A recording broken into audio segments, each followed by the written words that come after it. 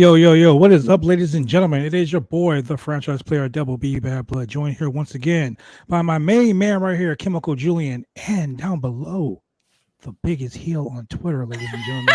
We're talking about Kate Hensler. Welcome to the Roundtable Person Podcast, sponsored by BodySlam.net. Well, you picked a hell of a week because you thought I was a heel on Twitter before.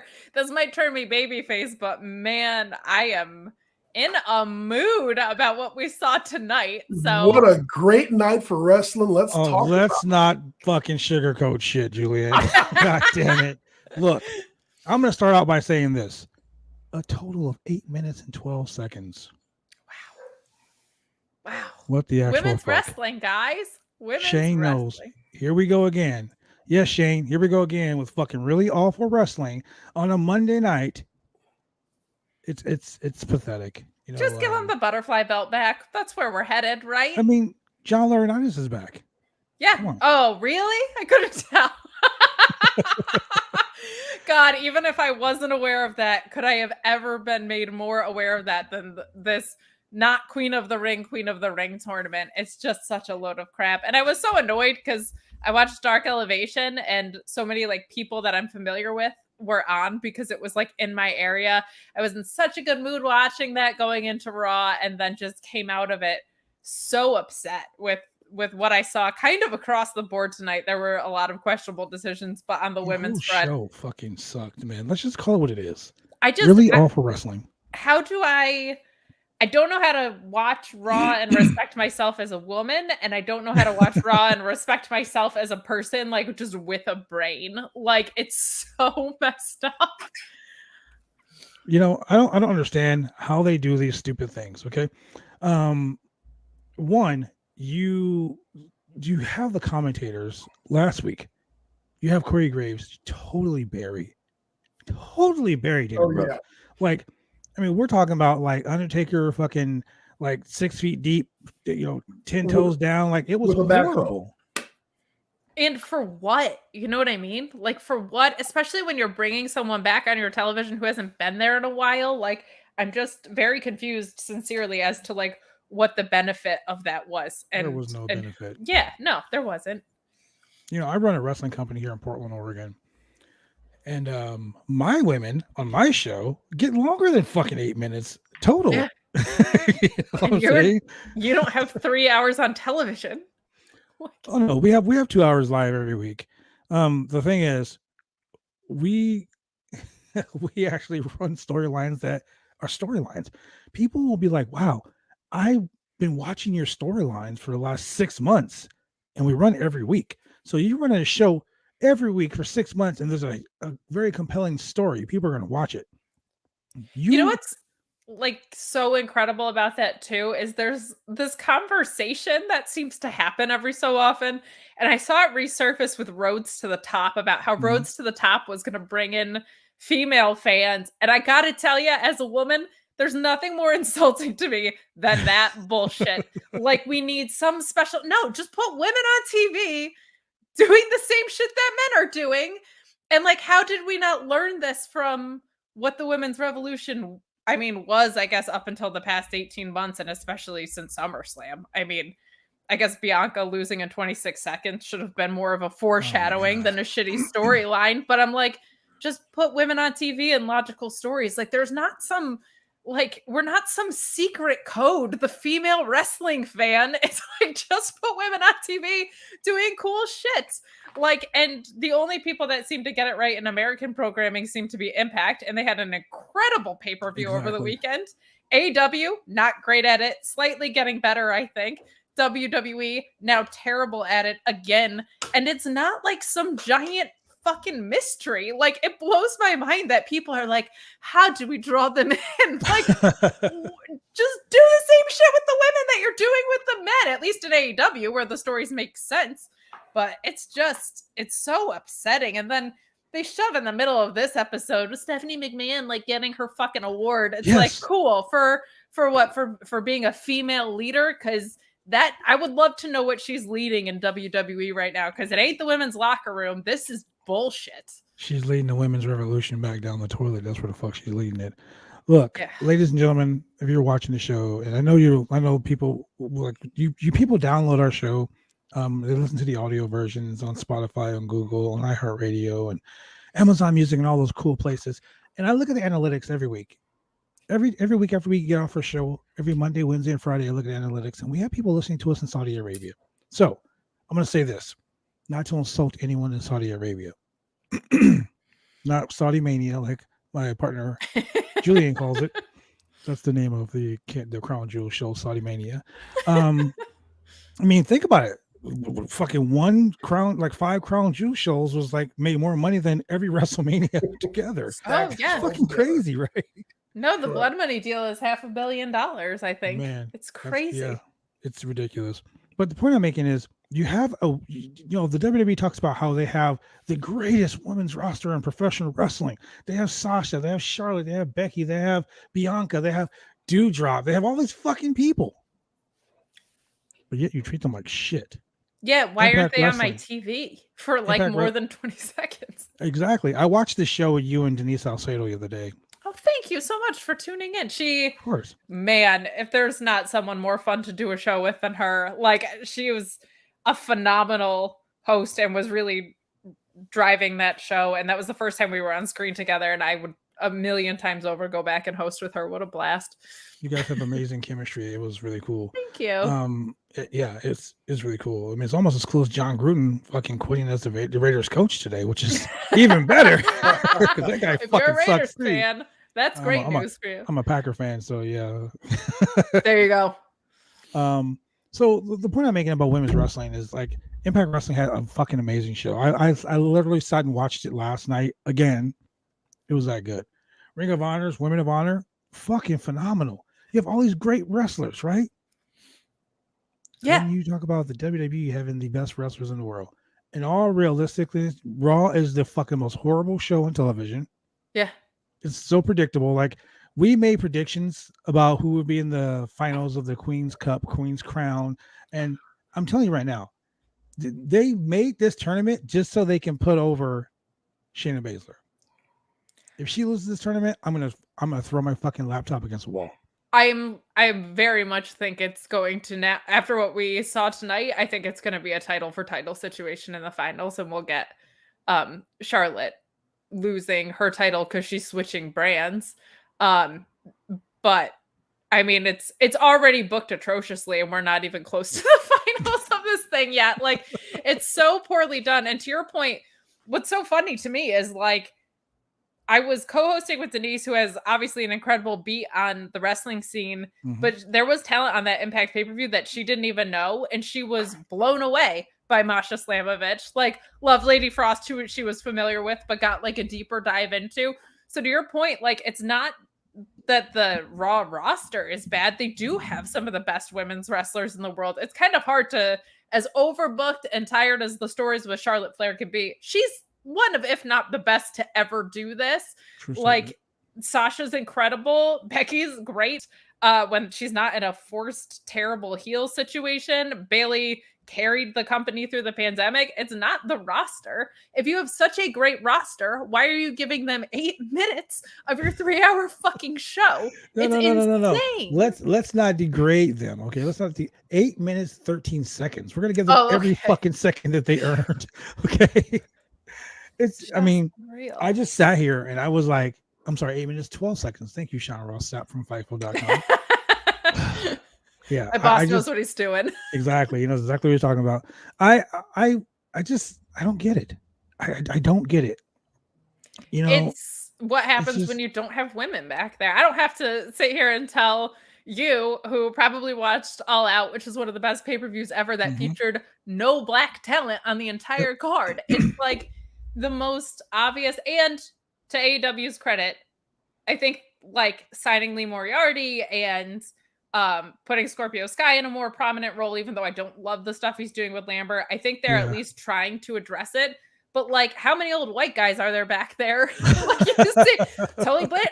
Nothing against Tully Blanchard. Of course, if he's available, you're gonna go get him. Jake yeah, we don't use the Blanchard name on this podcast. Understandable. God, what a fantastic week to fucking Tessa for like that too, right? My God. I'm so ashamed of like this whole situation. Like, okay, so my brother is married to the Young Bucks sister, so I've known the Bucks since like day one. Talking about high risk wrestling, HRW, Dustin. I'm sorry. God, what is his fucking gimmick name there? He's the guy with the 2 contracts now. They're a fucking camera guy. They're a bitch. DDP? No. The Bucks bitch. Brandon Cutler. Yeah. Him and his brother Dustin. I've known them since the day one too. So I've been around. I mean, I've been wrestling 29 years. I know pretty much everybody. Sure. And like even the shit that like even AEW has it better. Like the AEW has women's division was like shitty. Yeah. I'm not gonna lie, it was fucking horrible. It was really and now bad. they're giving more women on AEW more time. It's true, and I think none of it is okay. But I think with AEW, the talent that they had was greener than they expected, and I think they were planning on using a lot of Japanese women's talent that because of the pandemic they weren't able to use. Yeah. And you had some very heavy hitters out with injuries. You had Chris Statlander out for a long term. You had Anna Jay out for a long term, and Britt got herself over injured, but like she was not able to compete in the ring. So there was kind of more reasoning for that. If I see another match that starts at 9:17 and ends at 9:27 and has a picture-in-picture and full commercial break and a fucking AEW heels promo in the middle of it, I'm just going to continue to lose my mind about it. But like, they are at least putting some more women's wrestling on Rampage. And even though this week's match was a squash, it made sense because it was with Jade, who's greener in the ring, and you want her to look incredibly dominant. So a squash makes sense because you can hide some of her weaknesses. Yeah, I'm a little upset about that whole shit too. Like, as a wrestler who's been around for fucking forever, yeah, don't ever develop a championship for someone who's greener than goose shit. I mean, I'm not convinced that she's gonna win though. Oh, like, no, she's going over. She's going over. I'm willing to put Louis Dangour money on that shit. She's going over. I think she's going to the finals. I think something could happen where we finally see her first loss, but I hope Anna Jay wins. I mean, she's only got 35 fucking professional matches, but still, that's still 25 more than she was looking really smooth in the ring before her injury. I mean, you have Thunder Rosa there. I think she's gonna dethrone Britt, so I don't know if you put the title on her. Ooh, speaking of Thunder Rosa, she'll be on the podcast this Friday, this Wednesday night, ladies and gentlemen. So make sure you tune in. She's so cool. Here's a shoot for you. I cried when I met her. How about that? I will fully admit it because I was going to meet her just like at an autograph picture photo op thing. And I listened to her interview on Talk is Jericho, and she just said some stuff that had really resonated with me. And I was like, I'm gonna do the fangirl thing and write her like a letter. And I always like to write people handwritten letters because it like means something. And then she made me read it in front of her, and I just started weeping. I was like, the whole purpose of me writing this was so that I didn't have to have this. It's so funny because I can see you legitly doing that too. Oh yeah, she's such a cool chick. I've known her for a long time, and just the simple fact that her Mission Pro Wrestling out in Texas is killing it, right? And it was like the other stuff that she was talking about on that podcast about her time doing social work and like a really, really rough area and how painful it was. And just like speaking to when your own well is empty, how much you can't help other people. Like when you're not satisfied, and how that led her to wrestling. And it was just something at that time that I was doing actively to myself, like really, really connected to. And I had listened to it like hours before I went up to her. So she made me cry, which is funny because she's just the biggest little ass kicker, I guess. her and I have a little bit of heat. You do? I'm sorry, then I hate her. We have a little bit of heat. When I bring her on the show, we're gonna adjust this heat that her and I have because we were in this group together. We're like a group chat together, and during the Royal Rumble, we had this and I don't know if Julian, if you were in that group or not, but we had this Royal Rumble pool. And I heard about this from Cass because he said he got screwed on Edge. But he was in it. I fucking got pissed because look, I picked Edge, right? Now Edge fucking came out number 2. I drew number 2. And he just decided he wanted to come out number 1. But I literally drew like they were like Edge is number 2. And I'm like, okay, so I drew the number 2. And when he won, I'm like, fuck yeah, I won. Right? I'm all in the group like, send me my money, Cash App right now. Right? And then the guy that ran the group, he was like, no, Thunder won. I'm like, what the fuck you mean she won? And then she was like, haha, bitches. Right? I'm like, wait a minute, but Edge won. And she was like, yeah, but I picked number 1. And I'm like, I don't give a fuck. He came out number 2. No, he was number 1. I'm like, nah, dude. So like for like a week, we debated it. I'm like, you know what? It's all good. Man, I don't know. She's got heat with everyone. First LaGreca, now you. I love her though. She's all good. I just like fucking with her because of that. But of course. Yeah, it's all good. So, Julian. Yes, sir. Man, you are the guy. Kate, let me tell you about Julian. Julian is a mixologist. Julian is a legit chemist. He mixed shit up. Julian, nice. Hey man, why can't you mix up these horrible matches on Raw? Hey, you know what? I may not be able to mix up the matches, but at least I can call them. You know what? We are tied at predictions warfare, asshole. Remember that. We are tied. You did not win. We are tied. Hey, I predicted Shayna Basler was going to go to the next round. So number one, we knew Shayna Basler was going to win. We knew Doudrop was going to win. Yeah. The only place I think where we might have gone 50-50 was on Ginger and Kofi. Oh my God. Let's not talk about King Jinder. Okay. Kate, can I ask you something? Yeah, of course. We're just shut up. Don't do it, Julian. Don't do it. Don't you. I will boot you off the. I am the great muter. Listening in audio form. Julian got booted. Julian. Damn you, Julian. So, ladies and gentlemen, the ones that aren't watching this, I actually booted Julian off the set for a second. Okay, there are some people around here who are still hoping for a 3MB reunion. Well, I mean, you had Jinder and Drew in a storyline, and they didn't acknowledge it at all, which is correct insane. At all. For like months. So I don't think you'll be getting that. This is the most stupid booking decision outside of what we saw in the women's stuff. Well, that wasn't even poorly booked. That was just insulting. Why you don't have Kofi and Xavier face each other is like beyond me. And the only thing that I could come up with, because we got 3 stories about can they coexist in hour 3 of the show. Maybe they can't. They can't wrap their heads around the fact that they already coexist and would face each other. Like that's just too fucking creative for them right now. Yeah, it's just too much. So that part would have made that would have left people guessing, but I think they would have done just fine. Why is Veer better positioned in this company than Jeff Hardy consistently? Right. Why the fuck is that a thing? Why? Literally, I don't know. Legend. Jeff Hardy gets more screen time than a whole lot of people. Hey, this is why I want her on the show. To Veer, and today he lost, and Veer won. But he's still your NXT champion. That's right. Yeah. We are saying this right here live on the show, ladies and gentlemen. Jeff Hardy is the NXT champion. He is. Yep. He really should be. Because he fucking beat the NXT champion. That NXT doesn't even exist anymore. Well, yeah, I'm so sorry, Kate. I'm sorry. I didn't mean to bring up a sore subject because I know you have to review NXT.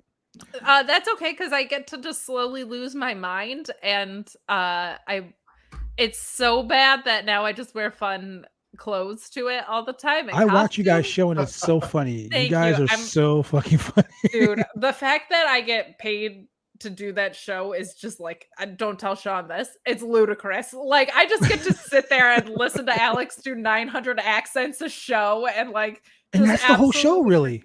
It's unbelievable. The fact that he does that show and then goes into sour graps of just the main roster programming for like another 2 hours and keeps his energy up. I don't understand it. Like he is a freak of nature in that regard. Kate, I'm not. Are you still watching? Are you still saying to watching both Raw and NXT? Shane wants to know how I'm still sane after watching NXT and Raw. I'm not. I've gone insane. If you watch Tuesdays and you keep watching this show, I'm not going to be sane for like it's 11:24 p.m. at the time that I'm saying this. Give me till 11:30 and you'll see me probably completely unhinged. This is one of those Captain Morgan and Pineapple nights, I'm telling you, ladies and gentlemen, where you just want to get drunk and watch Raw, because that's all. I mean, Raw, I want you to remember this, Kate, and I want you to, whenever you think of Raw, I want you to remember this really awful wrestling, because that is what the fuck this show is. I say it every week, and you know, it's funny because the same writers for Raw are the same writers for SmackDown. So why is one show better than the other one? It's the same fucking people. I mean, not by much of recent, I'll say that. SmackDown at least usually has more clean finishes, but I still saw Carmella beat Liv Morgan after losing to her 3 times, and Kevin Owens get a beating from Madcap Moss this Friday. That's Julian's favorite guy. So Julian, Kevin Owens is or Madcap? No, Madcap, that's his guy. That's you're in on the dad jokes. He's a madcap. He's a madcap. So Julian, run down the show for us. And this is where Kate goes insane. Continue. Yeah. So let's see. So first match of the night was Xavier Woods and Ricochet, with of course all hail King Woods trending on Twitter. You know, we get Xavier Woods pulling out the win. I acknowledge him on Ricochet. You forgot about the 47-minute promo to open the show. Well, that's still more time than the women got. Yeah. So both women's matches combined. All 4 shows. So the funny thing is this. Once again, it's like Big E is supposed to have this match, and out comes somebody to interrupt him. This time it was the Usos. And what are the Usos doing here on Raw? I don't know. They're just walking around with the tag team belts. And the brand split doesn't mean shit.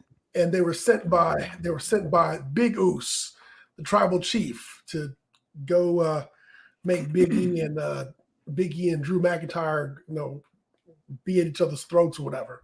So all right, fine, whatever. You end up with another tag team, because I want to say that Drew and Big E were supposed to fight last week, and then they're doing a tag team thing, and now they're doing a tag team thing this week again. But anyway, Adam Woods, I acknowledge that you 3 are more entertaining than WWE booking. I don't mean to sound insulting. That's a very low bar, man. I would hope so. I don't mean to diminish your compliment. I very much appreciate it, but if I'm not, I should retire right now from wrestling podcasts. You know what? I'm out of Good to see you, buddy. All right. Good.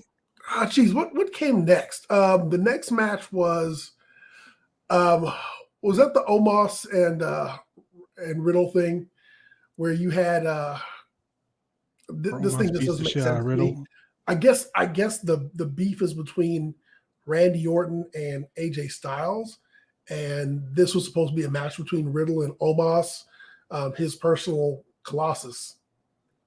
Pronoun his born AJ Styles. He's so big. Anyway, Riddle is talking to Randy Orton, and I guess Randy's just not going to come out to the ring. So Riddle takes a beating from Omos, and AJ Styles is on the mic, just trash talking him and saying, "Hey, just keep beating him and don't pin him, because we can just beat him as long as we feel like."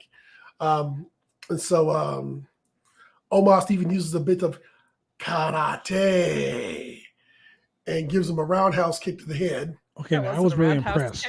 I was really impressed that he fucking got his leg up that high. But his leg is so big.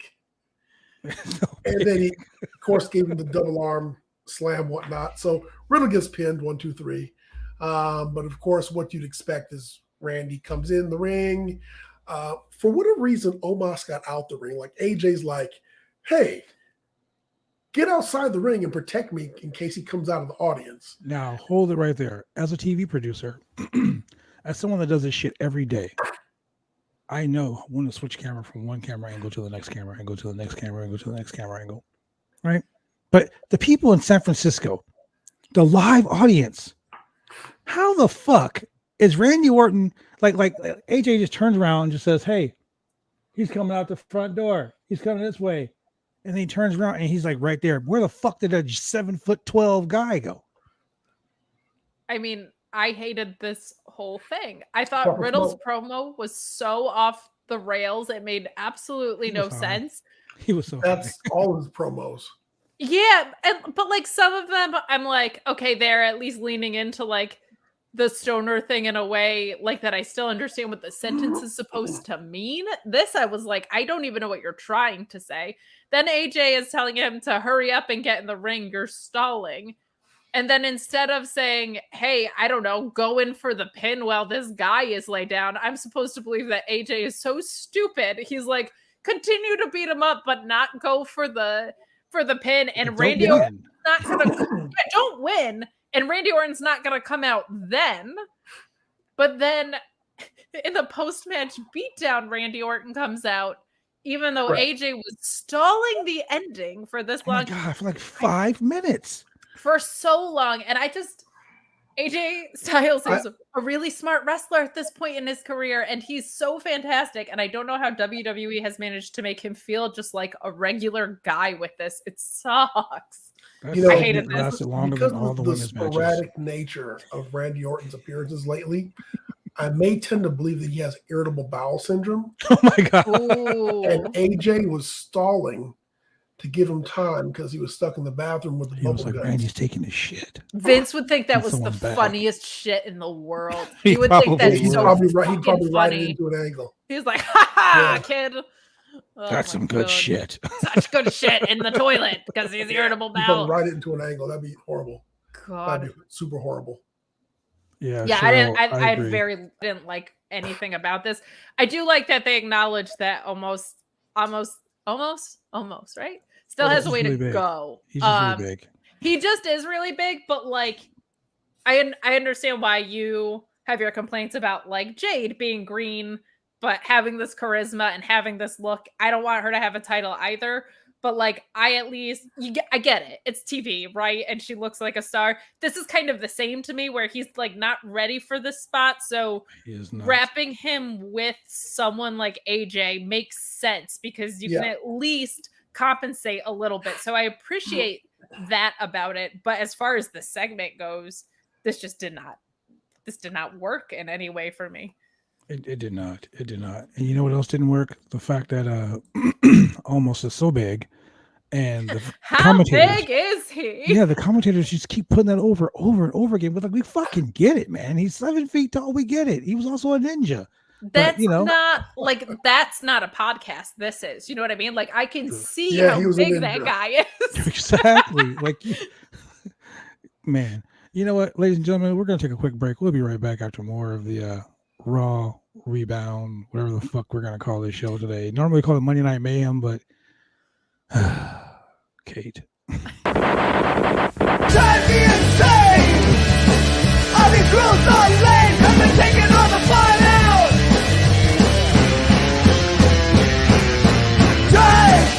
Drive me insane! All these rules are lame, cause they're taking all the fun out!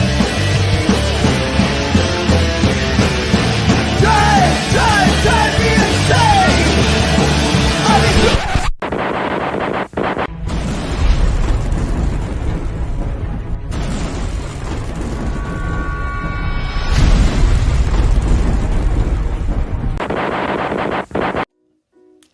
When you want to get your hair cut, you go get your hair cut right. You head down to Big D's Barbershop. Big D's Barbershop, Vancouver, Washington's best and brightest. 1019 Main Street, Vancouver, Washington, where you can go get your hair lined up, cuts, fades, shampoos, conditions, and all the great things that go with supporting a local barbershop in a local business area. You can also reach them online at www.bigdsbarbershop.com. Go get your haircut right.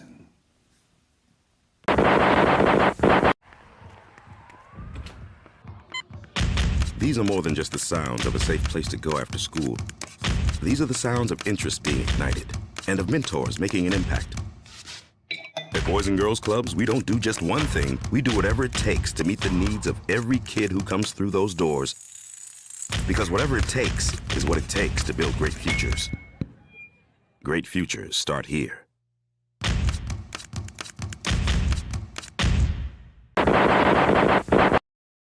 That's right, ladies and gentlemen. Great futures do start the Boys and Girls Club, and we are back.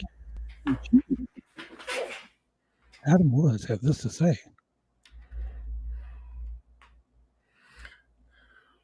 AJ Nakamura Mania was the last time I gave a shit about WWE.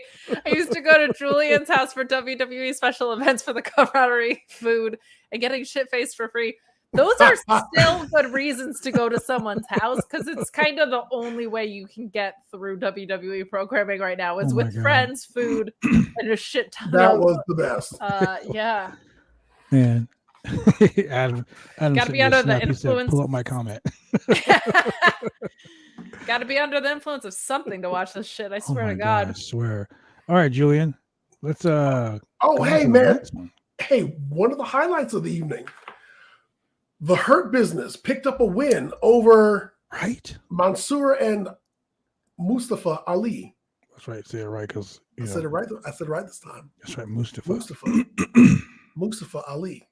And of course, as we've been kind of smelling for weeks now, Mustafa and Mansoor came to blows because evidently Mustafa is all making friends and being happy and being too much of a babyface for Mustafa's tastes. And he doesn't like it and pushed him and slapped him around and attacked him. And he's not having that. I see a heel turn. What do you see, Kate? I see a heel turn too. I really like that. And this is one of the better stories I think that they've told of recent, especially in the tag division. God, they don't have much of one. So I really liked what they were doing. This actually, maybe that's not true. I was going to say, I kind of wish they gave it a longer burn, but this has been paced okay.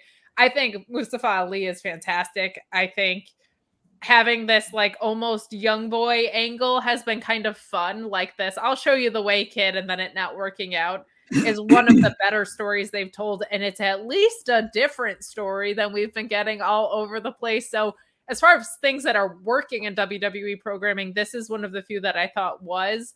I'm all in for the heel turn. I think that works. If you're going to split up this team, like there's not a ton happening in the tag team division otherwise. Right. So where do you go? That's still not even nearly as big of an issue as the women's tag team division, of which there is just not one outside of the chain. Hey, so, speaking of the women's tag team division, don't we have Mustafa Ali and Mansoor going to SmackDown? I think so, as a team. And so, as we know from watching promos on SmackDown this past Friday, there's a predator in those SmackDown waters looking for prey. Mad Cat Moss. Oh no, he goes by the name of Mace. Mace is coming for Say you. it ain't so. I was so sad. I was so sad when I looked on Twitter. I'm like, oh my God, they broke up Mace and T-Bar. Like, no. They did. No, and they made Slapjack Crocodile Dundee 2.0. Here we go. Outback Jack 2.0. Look, here's the thing. Vince thinks that fans are stupid. We talk about this every week. You, the fans who watch this show every week, every Monday night, you watch Monday Night Raw for 3 fucking hours. As they would say in WWE land, you people. That's right. You people. You people watching it. Man, you watch this show and then you complain about watching the show. Here's the thing. We're all adults. We have free choice. We have freedom of speech, free choice. We can do what we want to do. We can tweet what we want to tweet. We can do whatever we want to do. We can't.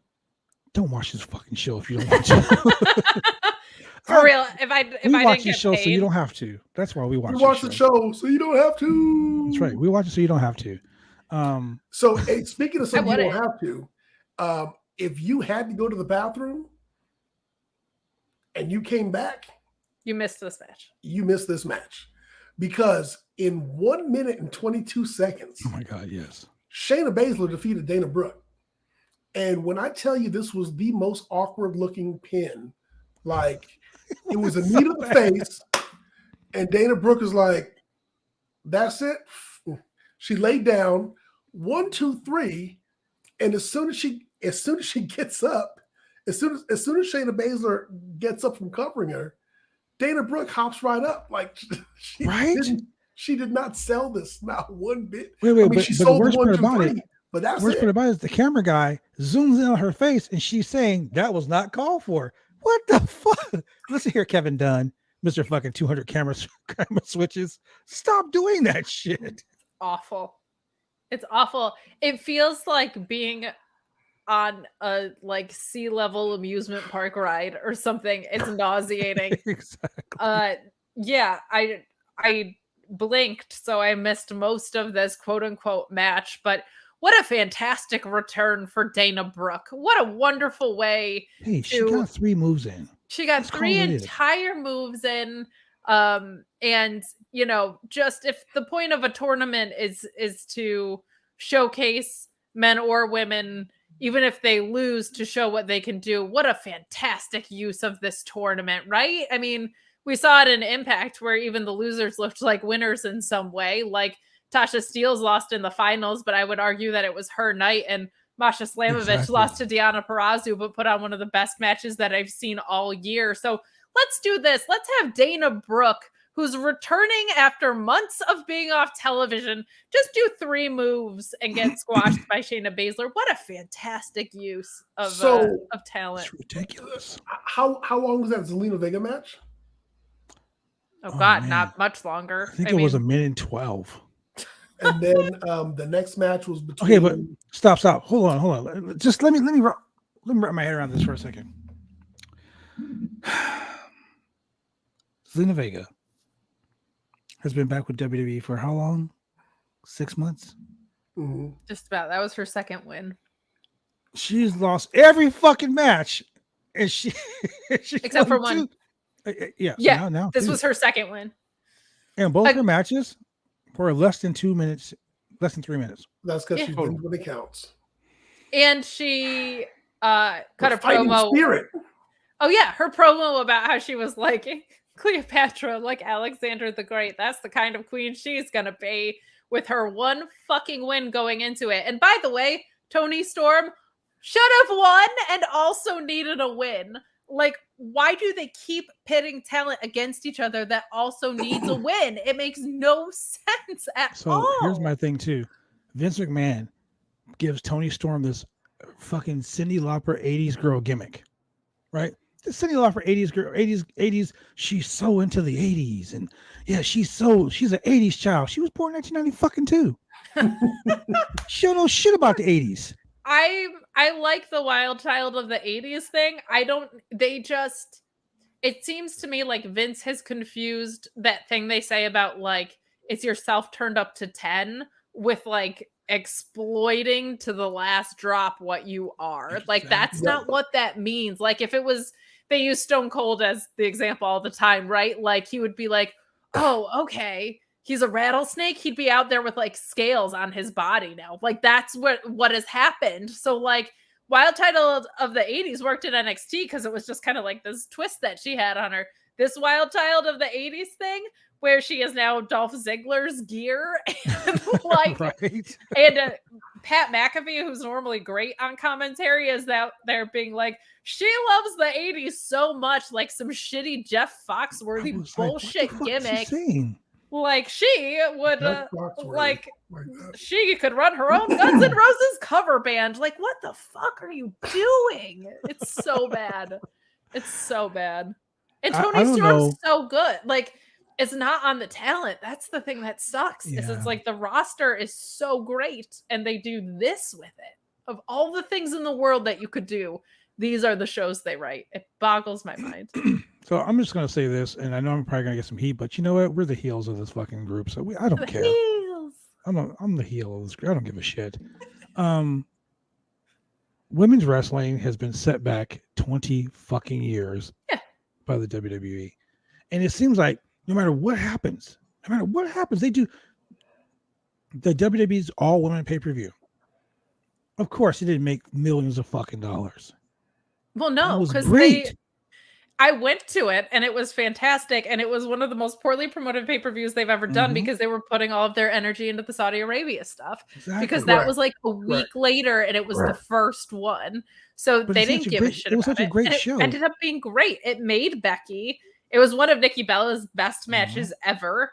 Ronda Rousey was there. So that was obviously a huge deal. And it put a bunch of the NXT talent that's a lot of it is now on the main roster, but a lot of them, it was people's first time to see them, and they were some of the most badass women on the card. So yeah, to go from the fact that they were almost splitting time 50-50 on these shows to now being like 10 minutes combined on both is just it's just an incredible insult to women and women's wrestling. And it also just makes it look as performative as it was, because clearly it was just a ploy to capitalize on some money and get Ronda Rousey in the door, because now look at it. Exactly. Now, last year's WrestleMania, they co-main evented the first night was the women's, and then like the second night was the guys. Okay, so that was great. They're giving women their opportunity, and then you do this. Yeah, totally and then you take the champion, who, in my opinion, Sasha and Bianca had one of the best women's matches of the year, if not the best women's match of the year. I thought that was put together so well. I thought it hid the things Bianca maybe isn't so great at yet, because she is still kind of younger, extremely well. Sasha looked like a star and gave her the match of her life. And then they had it end the same way, almost like it felt like, to me, that felt exactly like Kofi Mania. I was like, yep, on a random ass Raw, super quickly to Brock Lesnar. This was the version of that. And for what? For a shitty heel run from Becky Lynch, and to remind us of it 3 months later or whatever the fuck, consistently. Hey, well, at least Bianca got a chance to get her heat back. Thank God. Kofi just never saw no part of that title ever again. No, they used it for like, yeah, they did. Like, it was so bad. They were like, "Oh, Kofi's near the title because Biggie has it." Oh, trade. But hey, the fuck? We can't talk shit about Kofi because Kofi had those sexy ass Jordans on again. You know me, I'm a J boy, so love my Jordans. Why is the obvious thing not to give Xavier Woods King of the Ring, give Kofi a mid-card title at least, and have Big E, or give them the tag titles for the millionth time at the same time as Big E has his title reign, so that you can actually do something with like the incredible legacy that the New Day is building and has built from the bullshit that you gave them to start with. Turn themselves into one of, if not the best tag teams in the history of the company. Okay, listen, you heard it here. You heard it here first. What we're going to get is we're going to get Kofi moving into the managerial position, kind of like a Mr. Fuji. You see where I'm going with this. And now we're going to have to get a new third New Day member who's going to be the Crush of Demolition. And what does the Crush of Demolition always do? Fucks everything up. He's there solely for there to be feuds, solely for there to be conflict and to cause strife and to, make people get drunk and jump off Titantrons. It'll be Bearcat Lee. Perfect. Oh, please, God, no. Look. You see where I'm going with this? You know what? I like the way she thinks. Bearcat Lee. Bearcat. Come on, man. That's they have fucking Puma Joe and fucking Cheetah Sarah and fucking Alligator Al or some shit. Like, it's going to be fucking Noah's Ark in here. Bearcat Lee, if they would just explain the legacy of Bearcat right. But it's not Black History Month, so they're not going to bother doing that. No. So they're just going to put him out here in a jacket with fucking claw marks on it. Jesus. Which is sadly not the worst fashion choice that we've seen, because he was 50-50. At least they didn't call him a crippler. Wow. At least he wasn't in his BDSM carrying cross gear. Because... Oh, look. Let's you want to talk about Karrion Kross? Let's talk about Karrion Kross. Karrion Kross is the secret. He's the secret love child of fucking Demolition Axe and the Gimp from fucking Pulp Fiction. That's what that is right there. So speaking of which, we didn't see Karrion Kross tonight. He was in Vince's bathroom. Look, it was BDSM night. Vince's lockbox in a It's- trunk somewhere with a lock on it. what I said about Zelina and Toni Storm both needing wins, at least that was in a tournament. Of returning Keith Lee and Karrion Kross, who both needed wins facing each other, is even more puzzling than that. That was like the dumbest thing they could have done out of the gate. And then they made him a BDSM Red Power Ranger, and now he's this David Blaine, whatever the fuck. Like, here's the sad thing. I know he didn't get like super over in NXT because I just feel like he just didn't fit in there. I've seen him on the indies. He was really good. I worked him on the indies. Okay, I know he's fucking good. He's really good. It's just he's not the type of good that's gonna succeed against like your Adam Coles of the world or whatever, like NXT 1.0 was or whatever. So what they should have done was call him up sooner. But like it's just unbelievable how they get in people's way. And where the hell did Scarlett go? Like I know we're supposed to be going through matches, but this has now just become my therapy. I'm really sorry. Maybe she'll end up being a fan, a random fan in the crowd that he pulls out, or a stalker. Fucking slap him. He's gonna be like, "Yes, ma'am." She'll end up being a stalker. Oh well, it just seemed like I thought where they were going by having him lose in his debut was going to be he was going to lose until Scarlett like slapped it back into him, and then he won twice, and now he's David Blaine. So I don't like what is happening with these call-ups. It makes no sense. Absolutely no sense. You know, it doesn't make sense. Braun Breaker. That doesn't make any fucking sense. Here's the thing. I think he's gonna be something. Why his name is Braun Breaker, I don't know. Good. I mean, all he has to do is bring out Steiner Math, and that's it. I'll be fucking happy. Oh my god, I will be on 1,000% if he was like, Steiner Math time. He uses the Steiner recliner, and they won't let him call himself Rex. It's the Braun. It's the Braun lawn chair. That's what that is. It's not the. They on Tuesdays we've now started calling it the Barca Breaker, Barca Lounger Breaker, or something. The Barca Lounger Breaker, or something like that. We had maybe they're saving Rex Steiner for when he gets called up. Maybe they're saving Rex Steiner for when he goes to AEW. Just call him the same. I know this is crazy to them, but if you're developing a character, you can give them the same name as the characters you developed. But my problem with them, this is my problem with WWE. How are you going to say this man's name is Braun Breaker? With 2K? He wrestles like a dog-faced gremlin. Like he wrestles like his uncle. He wrestles like a Steiner. He looks like a Steiner. He sounds like a Steiner. He's a fucking Steiner. Oh my god. Drives me nuts. Oh. Maybe he'll start doing Sharpie commercials. Oh my god. He's gonna squash Tommaso Ciampa. Whoever asked me when I'm gonna lose my mind, there it is. That's when it's gonna happen. Yeah. You better tag me on Twitter when you fucking just lose it all right there.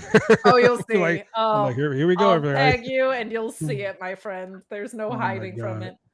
Okay, so go ahead, Julian. Let's wait, Julian. You're forgetting you didn't cover this one thing, and I'm really disappointed in you. Your favorite part of the whole night. You know what I'm gonna go? Attempted murder? Besides that, your favorite wrestler, Nikki, almost a superhero, Nikki ASH. What? Wait a second. Was she on this show? I don't think she was. WWE gave them 1 minute. They gave women's tag team champions. Backstage. Well, what the hell else are they going to do with them? There's no women's tag team division anymore. There are literally, that's not hyperbole. There's no other women's tag teams. Why were they? They ran into Johnny Monday, Johnny Nitro, Johnny Mundo, John something, meditating, and super brutality. We're just kind of wondering what the hell he was doing, and then they left. That was it. Yep. probably to look for challengers that they don't have. Didn't they put on try NXT. this? Well, they weren't getting the match. Hey, look, if you were a women's wrestler and you wanted time on the TV tonight, your name better be Becky, Bianca, Sasha. Hey, let's not talk shit. They had 7.5 minutes. They did, including their fight and a commercial break. They went through a commercial break, and you know, a no contest. Thank God there was a beatdown that got called back by the authorities to then start a match that ends in a DQ, and that is fine. Sonya and Adam Pearce. There's no authority figures on Raw. Vince McMahon and them said there would be no more authority. We were the authority. Oh, right. Yeah. Yeah, we see how far that fucking went. I actually, I've liked Sonya in this role a lot. I love Sonya in this. Can I just talk about something real quick? Because yes, now we bring up Sonya. Something else that really kind of like upset me a little bit. Sonya was doing a I don't know if it was Raw Talk or if it was the bump, if it's where I think you're going. Yes. Why would you ask a stupid fucking question like that to someone that's actually been involved in a stalker situation in a home invasion? Yeah, so they asked about the Edge home invasion segment from Seth Rollins. Seth Rollins went to Edge's house, and they asked Sonya Deville like how she would handle that or whatever on the bump, which is just, unless they talked about it beforehand and she greenlit you can see the look on her face like, are you fucking serious? She looked like she was very much caught off guard. For anybody listening who doesn't know, she actually had a legitimate stalker break into her home, and that is why we haven't seen her in the ring since. Just so tasteless. And like the number one thing that I would think looking at those panelists, like, you know what the number one thing I shouldn't ask about is? Like exactly. So just, I mean, that was, that happened this week too, I think, right? God. It was like day for yesterday, wasn't it? Mm-hmm. I think it honestly all just blends together. So I'll tell you this, going back to your initial segment of Nikki ASH and Rhea Ripley and Johnny Drip Drip over there, they had a Johnny Moist Stick t-shirt or whatever, like within a week of his dumbass gimmick. But when Nikki was champion, they didn't have a t-shirt for her until she dropped the title. It was 6 weeks in a gimmick made for children that they did not have a shirt for her on WWEshop.com. And I was livid about it because, and not to always compare across the pond, but I was like, if Britt Baker sneezes into the camera the right way, they have a t-shirt for her in like an hour. This gimmick is made for children, and they had no merch for her, like even 6 weeks into her reign, and then she dropped it, and then they gave her merch. I'm like, well, look what they did to her in her reign. They made her a champion who had to fucking defend her, who had to win matches in the what do they call them? The championship contenders. Oh my god! You mean how they use proving ground matches ROH? Yeah, exactly. They sometimes use them here. They booked the whole gimmick in reverse. She should have been building to a championship win, not having the championship and then almost winning while she's a champion. That makes fucking sense. Degrade the title. Degrade the title. I don't get it. I should be paying you guys. Whatever I would pay a therapist, I should be paying you guys. We're not talking about Raw right now. We're not talking about Raw. I'm just venting about women's wrestling booking and WWE. Honestly, like when I contacted you and I said I want you on the show, I was talking to Tony DeBurns. He's our other co-host, and he said, "Are you gonna talk about women's wrestling? Because I know you've been really pissed off about that lately." And I'm like, "Well, I'm not gonna talk about women's wrestling. I'm gonna let Kate talk about women's wrestling." And look, we need men to be pissed off about it for it to go anywhere. Unfortunately, like it's not that you're pissed off at the wrestlers; you're pissed off at the storylines and the booking. If you were like, I think Liv Morgan is a talentless hack, then there would be a concern. But like, unfortunately, and I get talked to ask about this, and I work in sports and music, so I get asked to be on women in sports panels all the time, and I tell everyone the same shit, which is that men still hold the keys to the kingdom. If we could do it ourselves entirely, we would have done it by now, because it's not like we're not talking about it. So it's important for men to be critical of women's wrestling in the appropriate way, because like it's the men that are doing it. Like that's half the problem here. So like for it to be treated like wrestling, you still have to criticize it in the right way. You just correct. I think the reason why I'm so offended by it is because I am a wrestler. You know, I'm someone that is in the locker room with these females that aren't getting a fucking shot. I'm someone that's in the locker room with them, and I'm someone that books a company that brings in women to work on the show and put them in the main event, because quite honestly, they're fucking workers. And I look at it like this. I don't see sexual orientation. I see workers. I see wrestlers. I see my people. You know, that's the way a real wrestler should look at other wrestlers. Like that's my people. That's my family. Those are people that I entrust my life to on a weekly basis. Yeah. You know, there are some times when I'm on the road for like 3-4 days. I see some of these guys more than I see my kids. Yeah. You know, so I treat them all like this. They're all the same. So I look at this whole divide of how the women are being booked. I watched that Impact Wrestling show. I watched NWA, the NWA show with the Oh my God, Empower? Yeah. Yeah. So many fucking good matches. So many. And there are so many women that I know. Oh, for real. You know, that I think is one of the most frustrating parts, is that the talent pool is extremely deep right now as far as women's wrestling.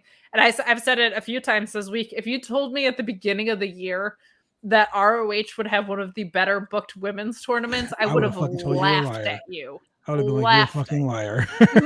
100%. I would have been like, you don't understand wrestling. But, look. But look at how great it was. Look at what it did for so many of the women in it. Look at what it's doing for the division they're building. And, you know, I've heard Ian Riccaboni talk about the fact that it was Maria Kanellis who was like very passionate about leading the charge there. It just seems to be the people with the most resources doing the worst job. So what does that tell you? Like that's so upsetting. Is like the platforms that are the biggest and the platforms that are quite literally the most capable are the ones that care the least to go about it. And it sucks because I started watching in 2009. So it was not good. It was not good at all until truly to me, AJ Mendez was the one that started to turn that tide a little bit. And then she had her feud with Paige, and it was like, okay, there's women that can go, that are doing something different, that look different, that are wrestling truly. And that's no offense to the Maurices and the Michelle McCools of the world. Michelle McCool actually could really go too, but like, because they were doing the job that they were assigned. I don't blame them at all. But like that was when things started to turn. And then obviously you had Natty who can go, and you had Beth and stuff. But like then you also had the Jillian Halls and the Kelly Kellys and the Brie, the Nikki Bellas and the fucking And Nikki in her defense, like she was never my favorite, but she worked hard to get better. But then all of a sudden you had the women that got developed in NXT come up, and things really started to change.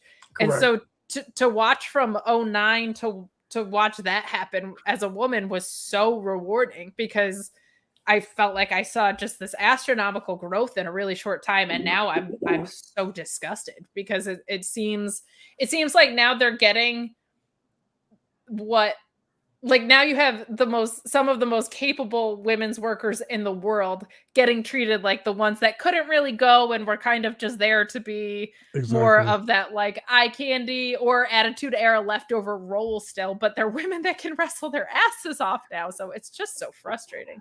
What do you think about Charlotte's promo talking about Sasha? She won the triple threat, and then Charlotte can beat her. The promos, okay. I will say this: the promos between the women tonight were, on a scale of 1 to 10, I give it a 7. That's fair. Because Sasha's promo, it didn't grab me. Charlotte's promo was like, okay, we get it. You know, we get it. And I mean, and I'm a firm believer in don't look right into the fucking camera. Like, I know you're talking to the people, but don't look into the camera.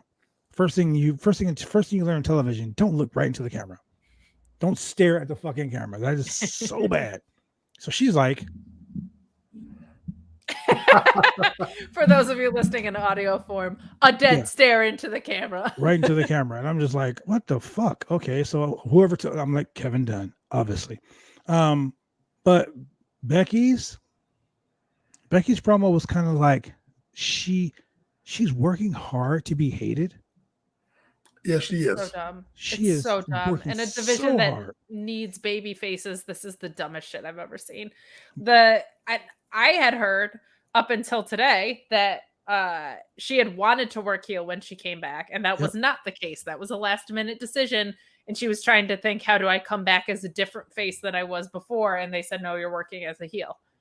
In a division that so desperately needs faces, I completely don't understand that. It's not working. It's not working at all. And if we gotta stop talking about the squash with Bianca Belair, because they already had had that story at Extreme Rules. So why the hell are we still talking about this? It's so dumb. I just and that's what I mean about promo. Like, she's trying so hard to get over as a heel, and she has what I like to call the Hall and Nash syndrome. And people always ask me, what do you mean by the Hall and Nash syndrome? I said, think about this. 2007, or wait, 2008. Scott Hall, Kevin Nash walk into WCW. They start attacking people left and right. They pick up poor Oscar, Rey Mysterio, and lawn dart him into the side of a fucking truck. The best thing I've ever seen in my entire life. I fucking loved it. I loved it. I texted him. I was like, bro, that was fucking awesome. Right? Great spot. And then the people were cheering for them. So no matter what they did, they came out there, they beat up Eric Bischoff. Remember they beat up Dusty Rhodes? People Happy love birthday, it when Dusty you beat Rhodes, up by the your way. boss. Like, like people love that. So that's what I'm saying. The Hall and Nash syndrome. Like, it's so. Well, I'll give credit get over to as a heel. One of our friends at Fightful, Robert D. Felice, said, I think it was him, said, here's the problem. Right now in WWE television, intelligence is always going to get cheered. And so if she keeps pointing things out that are smart, no matter what side they're supposed to be on, people are going to cheer for that because they feel like, oh my God, at least someone's talking about the shit that's in front of my fucking face. Exactly. It's Correct. like Kurt Angle. I say Kurt Angle's the best heel in professional wrestling. People say, why? I say, because he never lied. So what do you mean he never lied? He always preached his intelligence, his integrity, and his intensity. He talked about being the best. Well, guess what? He broke his neck and won a fucking gold medal. Did you do that? You broke no? Yeah, that makes him the best. So he never lied. Like, he legit never fucking lied in a promo. And he, in my opinion, the greatest heel of all time. Because you know what? No one likes to be told what to do. Yeah. And no one likes to be proven wrong. And that guy told you what to do, and he proved you wrong every fucking time. Best heel. Kate, you're the second best heel I know. I see you. Thank you. I see you shooting people down on Twitter. It's fucking. It's like entertaining to me. It started when I went to GCW emo night because I genuinely am not like a huge fan of emo music, and I love grunge. So I was like, I'm just gonna on emo night tell everybody that emo is diet grunge, which it is. Wow. And I was like, from that point on, I'm a heel. So this is what she basically did, y'all. She said, off the mic. That was a fucking mic dropping. So, all right, Julian, get back to this horrible, really awful wrestling. All right, really awful wrestling Monday nights at 8 p.m. So, speaking of really awful, Bobby Lashley went and reminded Goldberg how really awful it is for you to get on TV and threaten to murder somebody. Right. I mean, hey, this is not very becoming of a champion. It's not very becoming. He stopped short of telling him you're not being a star. He did stop short. He should have said, "Be a star, Goldberg." If he just went a little bit further, you see, he would say, "You're not being a star right now." But anyway, Bobby Lashley says a crown jewel. He's going to end his career, put him out to pasture, and it's going to be a wrap. And hey, y'all ain't going to have to see any more Goldberg matches. Which, God, honestly, should have turned a babyface on the spot. There it but I don't is. know. once again, the Hall and Nash syndrome. When Yeah, everyone in the Hurt Business got together, that's Vince right. was like, "Oh hell no, those guys are getting fucking cheered. No, we can't have this." Dude, let it be organic. People Let fucking them do love what the they Hurt want to Business. do. It's Sells unreal. merch, let it happen. And we're not going to get the Hurt Business versus New Day, which is the most obvious story that you could ever have. But This here's why this didn't work for me. It was built around Goldberg calling someone else an unsafe worker. How about that bullshit, huh? How about last time you went to Saudi Arabia, pal, and you and Undertaker put on a clinic in how to be concussed while wrestling, or I don't know. Did you end Bret Hart's career? right, How many times has he concussed himself? bro? Look. The last Saudi match, him and Taker. 2 minutes into the match, he gave himself a concussion. Yeah. I heard that it was 2 minutes into the match. I had heard that he concussed himself before he went out there, like trying to get himself jazzed up, that he like hit his head. Oh, banging his head on the locker like a fucking idiot. Yeah, I think that was the one before. Oh my Wasn't God, it? listen to what we're saying. And he's calling someone else an unsafe worker. I'm gonna bang my head against a locker and give myself a concussion, and then go out there and drop one of the most legendary men in all of sports entertainment on his fucking head, because guess what? I'm fucked up, but you aren't safe. Now, if I remember correctly, it was before one of the crown jewels when Goldberg came back and he decided to get pumped up by banging his head on lockers. And when he got to the ring, he was bleeding, and he had banged his head so hard he couldn't remember his lines. And my God. And the segment was just absolute. Wait, is that the promo where he came It was out? absolute shit, but you'd be like, well, it's Goldberg's segment. But like, it was worse than that.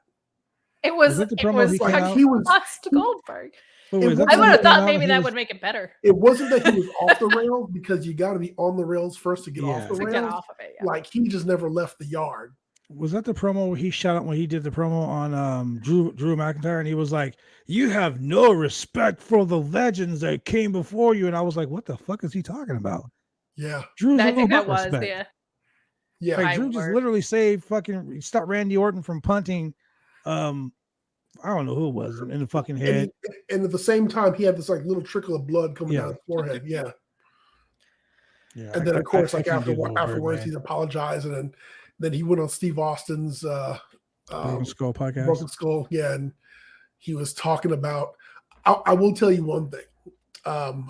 After dropping Taker on his head in Saudi Arabia, during all these interviews that Taker had done, Taker never buried his ass. I would have pulled a golden shovel on that motherfucker real quick. I'd have been like, "Anybody got a ditch digger real quick? Because I'm putting this motherfucker here." It was Taker. He was like, Brett has done this enough for like decades. Yeah. I don't have to pile on Yeah, to that's it. true. All you gotta do is say Bret Hart, and Goldberg's like.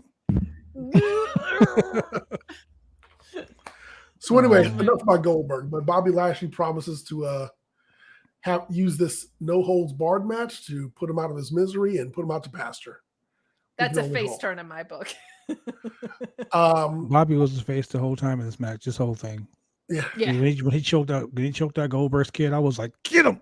Yeah. Choke that little fucker out. But you're right. Murder is bad. Get in the ring. Except Arn Anderson can threaten to kill anybody that he Look, wants with his Glock Anderson. Don't talk about Glock Anderson. Your whole Twitter feed is about to be Anderson memes all over again. I know. I want it. I miss it. I already miss it.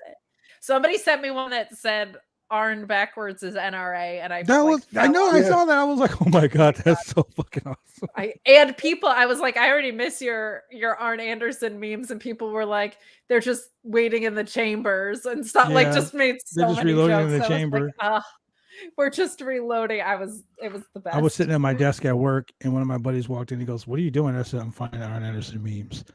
He's like, "What are you talking about?" And like literally, I found the ones that I posted on your Twitter. I kept reposting them. I kept finding them over and over and over again. Sorry. And he was like, "Dude, we have the news. We have to do a news because I work for the news. We have to do the news like in like 5 minutes." I'm like, "Dude, I can wait." You're like, "This is the news, motherfucker. Let's go." This is the news. We're going to talk about this right here. Pretty much. Oh, So anyway, we talked about this already. Austin Theory and Jeff Hardy. Austin Theory got the schoolboy. surprise roll up. Which Jeff Hardy was surprised by. Because he's been doing this for how long and is apparently a fucking idiot who falls for a selfie. And a schoolboy, he doesn't know. He will jump off of like 25-story buildings, but the schoolboy is really what gets him. You know, Simon Miller has this thing. He actually counts how many times the WWE does this distraction finish in the schoolboy. And he did the surprise roll thing. It was like 150. And it was like November. Wow. He was like, we still have 1 month to go. He was trying to get to 100. He's like, I can't believe your pass is. It is literally Simon Miller says that this is the most devastating move in all of sports entertainment. It is. And shout out to Simon Miller because he just became hit it from anywhere. A UK champion because Simon Miller is also a wrestler. It's like he used the most devastating move in all of sports entertainment to win the title. You go, Simon Miller. God. Oh man, I told him. Speaking of the most devastating move in all of professional wrestling history, Kofi succumbed to the power of the Colossus. Oh my God. It was so beautiful. As the modern day Maharaja advanced to the King of the Ring quarterfinals. Guess who's going to? Yeah, he's going to Saudi Arabia. Oh no! I'm assuming all expenses paid. Maybe not. You never know. I know Janky and Veer got to pay their way. They're not flying for free. Oh my God. Dewdrop and Natty. We knew Natty. Can I just also circle back to before we move on? Because I can't move on from this. What was the point of the interview segments about what happens if you face each other? What happens if you face each other to have no payoff earlier in the show? What the fuck's the point? Was that supposed to be some sort of like a teaser? Some Red Robin over here. Like call for anxiety. It makes people want to tune in to see what might happen. You know, you're right. You're right. That is a brilliant. Oh my God, that is so fucking brilliant. Let's give them what they want and then take it away. Not give it to them. Well, because here's the thing: the only way to build up a babyface in WWE world is to legit bury them in booking and have them overcome it, and that's been the case like since the pipe bomb, since since well before that, but has not stopped. I think since Punk and Bryan and this, I think that's what they're doing to Liv Morgan. They think that's how you get your baby faces over, is by screwing them over so much that fans lose their mind so much that that's the only way you can create a baby face. And it's absolutely absurd to me. And sometimes they just never pull the trigger. Look at Naomi. She's been over for 6 years. I was going to say, I subscribe to the fact that you can only dangle the carrot so much. Man. You know, you ever see that Geico commercial where the old man has the fucking fishing pole with $1 on it? He's like, you almost got it. Yeah, you almost got it. Vince is that old man. Like, even if you did that with one person, it would be dumb. But if you did that with one person and then found other routes for baby faces to succeed, that would be a little more justifiable. But ruining their careers in real life consistently is a hell of a choice. You know, there's this guy. I'm going to say his name too. His name is Raven Travis Berry. He is a fucking WWE shill. Like, he will be like, the WWE is the greatest thing on earth. They never have botches. They never do this. They never do this. They're so great. They're this. He literally said NXT and the AEW would never, ever beat NXT in the ratings. That they would never get to 1 million because they're a fucking t-shirt company and they suck. Every person that wrestles there sucks. Every person that's involved with AEW sucks. Right? So now WWE guys are begging to get out of their contract to get the fuck away from there. Yeah. What's the explanation? And he still says, oh, no, they're going to have AEW's, don't worry. The WWE is the fucking greatest company in the world, blah, blah, blah. Here's my thing. I'm not going to bash WWE because they do it themselves. They bash themselves every day. Professional wrestling is AEW. Sports entertainment is WWE. I get it. Correct. But what happens when your shit's not entertaining anymore? That's the thing, is where's the entertainment piece of it? Because the Roman Reigns stuff is great. I've really liked the Sonya and Naomi stuff. That not every aspect of it is bad, but overall it's overwhelmingly bad. And the tribalism bullshit. Here's a good one for you. I'm so tired of it. I was complaining about on Friday about how bad the not Queen of the Ring women's tournament was then. And I retweeted myself to say, for those of you who think this is bias, I feel like AEW's women's tournaments also sucked. I thought they were poorly done. And I was like, I've seen good matches in AEW's tournaments. However, the point of a tournament is bigger than that, right? You can break out other stars, set up multiple storylines. The winner of that Joshi tournament isn't on the roster, disappeared less than a month after her victory, like all these things. And I got death wished upon me by both WWE fans who were calling me an AEW homer and AEW fans that were calling me a WWE homer in the same tweet. And I'm like, I'm relatively unaffected by that stuff, thankfully. But I'm like, first of all, this is a television show. Second of all, like the fact I'm getting it from both sides is just perfect to me, because it's just the biggest load of crap that you think that the three letters in front of what's being put on determines the quality, and like not the other way around, basically. You know what I mean? That like, because it's attached to a certain brand, it's good or bad, instead of it's good or bad and it's being produced by these people. It's just unreal to me. To make it a real tournament would have to have all of the matches in the same night or over a weekend. I'm okay with it being spread. I mean, what Impact did, I thought was amazing. They ran through an entire tournament in one night. Every match felt different than the other. Perfectly sequenced card. I love that. It up too. Like they had tournament matches, and then they had that fucking Monsters Ball match, and which was like the perfect tribute to Daphne, and then the finals match, and then the main event. It was so well done. I'm okay with them spreading it out over multiple weeks. What AEW did in spreading it across 3 platforms was the biggest bullshit in the world. On the Bleacher app report, which is now dead, YouTube, and on Dynamite, put it on your TV if it's important enough to be a tournament. That annoys me. I understand what Cheryl's saying with that comment, but for me personally, that's not like a deal breaker for a tournament for me. I agree. But some tournaments make stars, and some tournaments reestablish stars, like Serena Deeb. Fucking A. I said this on our AEW show on Friday. Serena Deeb to me is like fucking Dean Malenko. She is the woman of 1,001 holes. Yeah. She teaches at her own dojo, the Deeb dojo. She's fucking phenomenal. Like, and that's another one that the WWE totally shit on. Yeah. That match of her and her Karashita. Oh my fucking God.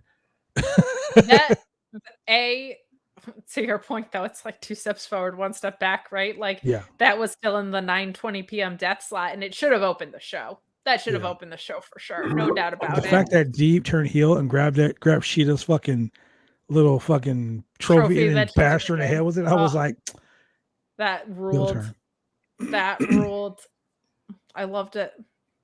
She's unbelievable. Yeah, Sean was like, she's the Bret Hart of that division, and I completely agree. Dean Malenko for sure. Like, and she does great too. So I thought that was super well done. I thought that was more interesting than most of the stuff they did for Sheeta's entire championship reign. Actually, I thought it was the best character development that they've had for her, because her expression during that whole thing was so great. Like, she really wanted that trophy, and it really got bashed the fuck over her head. I was like, yep, 50 wins my ass. Yeah, and that could be a really great story if it takes her a while to get that 50th win. Like, that's a great way to have someone lose a bunch, but still, like, tell a really great story with it. That would be awesome. If I booked it, I'd have fucking Serena beat her ass every time she's about to win. I 1, 2, oh shit, it's Serena again. After what they did on Wednesday, they could be the women's Triple H and HBK just constantly fighting for the rest of their careers backstage, wherever. I would be fine with that. Do it. I'm all in. I would be so okay with that. Okay, so go ahead, Mr. Chemical Julian here, Mr. Mixologist of wrestling. So we had the longest women's match of the night was, 4 ladies who couldn't get along. So we had our 2 champions, our Raw Women's Champion Charlotte Flair and our SmackDown Women's Champion Becky Lynch team up against the contenders of sorts, Sasha Banks and Bianca Belair, because we're going to have a triple threat match at Saudi Mania between Becky, Sasha, and Bianca. So immediately Sasha and Bianca start fighting about who's going to start the match. And Charlotte and Becky just don't care. Charlotte's doing her usual on the queen thing and I'm better than you, whatever. But really Sasha and Bianca really going at it. And they all just start fighting. It just turns into a brawl. It becomes a slobber knocker, pull apart. And, the GMs come out and they say, hey, you guys are going to do this match. We don't care. And they put them back in the ring. And somehow, some way, the referee called for a no contest. Or, a disqualification. You can't have a but I don't disqualification know if the fucking match starts. I think no. This was they started it at that point. Yeah. Oh yeah. The match had been started, and I think he called a disqualification on because Sasha attacked Bianca. Does attacking your own tag team partner cause a disqualification? Literally never. Yeah. And so I didn't know what the DQ was. I just saw that it was. I knew it was going to get called on for the DQ, and I didn't know why, which means it's not a good enough reason. Which is not the first time. This is there's at least twice a month where the ref makes a call on Raw. That doesn't make sense. I want you to remember that the WWE is very notorious for doing stupid shit like this. I mean, I'm going to bring it back. The Fiend versus Seth Rollins and Hell in a Cell. Hell in a Cell. In a match that you cannot get disqualified in. They did it. Got disqualified. How does someone get disqualified? I don't understand. I don't understand the rules. Lazy. It's lazy. It's lazy. And then this is one of those things that make me think that Vince McMahon thinks that wrestling fans are just fucking stupid, because you do something like that, he's like, well, it doesn't matter what the fans say. I don't give a fuck what the fans care about. We'll do something stupid like that just to shit in their fucking soup. What's incredible to me is that they go out of their way to make it more stupid.